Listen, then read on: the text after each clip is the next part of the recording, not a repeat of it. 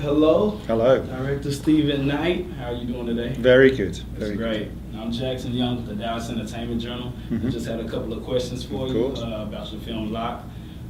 First question I want to ask is what actually influenced you to make this film? Yeah, I'd just come off making a conventional film and wondered if there wasn't a different way of making a film and of getting an audience to engage with a screen. And also, as part of that process, we used digital cameras to shoot from moving vehicles to test the sensitivity of the cameras. But the test footage I thought was absolutely beautiful and hypnotic of lights at night. And I wondered if you couldn't use that as a theatre, put an actor in there and shoot effectively a play so that you blur the lines between cinema and theatre. Okay, perfect. And one thing that I wanted to ask you about the film, because it is heavily based on dialogue itself, but you didn't seem to sacrifice any of the visuals. So what were you thinking visually on how to shoot the film? Yeah, it was the first decision was to make it just shot inside the car or shot a man inside a car. But I was convinced that, first of all, when any audience watches a film, no matter what the special effects, the place where they're looking is into the eyes of the actors because they want to know what's going on inside their heads. So I felt that that's the important thing to get that performance across. But Harris, who's the director of photography, made it look absolutely beautiful because of the lights and the reflections and the movement. So at the very outset, my ambition was to make something that would work just as a soundtrack so that you could follow the story, or you could get rid of the soundtrack and just look at it and it would still look quite interesting and fascinating. Okay, perfect. And another thing I wanted to ask about is, of course, Tom Hardy and why you chose to go with him, seeing how he's more into the action, energy type of roles, but this one he's very human. Yeah. I think he's the best actor we've got, and I think he's proven that time and again. But also, when you've got an actor who is very physical, if you contain that in a vehicle, you're going to get something else. You're going to get a different energy out of it. And I think that's what fills the screen, is that you really feel his emotions, because as he said himself, this is his first straight role.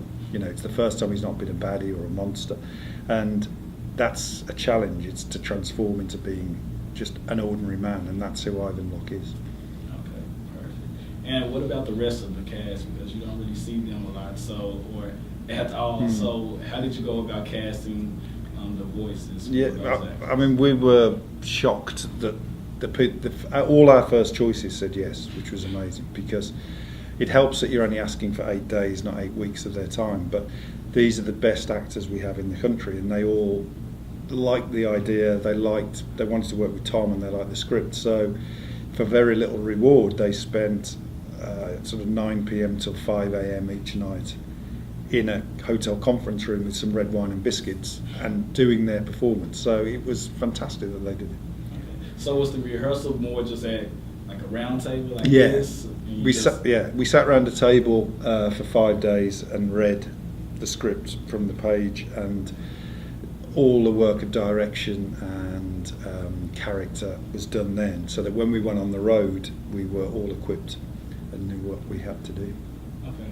And another question I have is, what is your view on how the audience is supposed to perceive Ivan Locke? Because he's trying to be the stand-up guy, doing the right thing, but in turn, he kind of loses his family. Yeah. So, yeah, what's your take on that? Yeah, I hope people come out of it with questions. In other words, in one way you can say he's been heroic because he sticks to his principles and tries to make amends for a mistake that he's made. Equally, you could say he's trying to prove a point to himself and to his father, who's dead, that he's not like his dad. And so in that sense, the journey is almost selfish. So there should be, I think, a conflict within the audience of is Ivan a good man or not? But I think whether you believe that he's doing the right thing or not, my experience has been that audiences like him and understand him.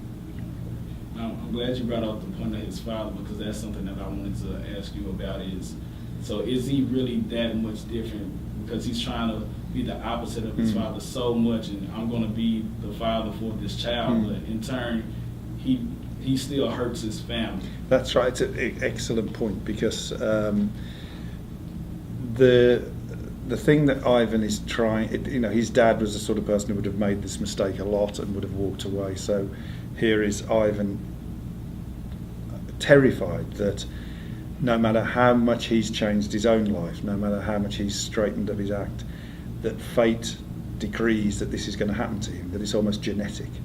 And he's got to prove that that's not the case. And so that is one of the things that's driving Ivan south. But it's absolutely true that as a result of him doing this, his own kids are going to suffer.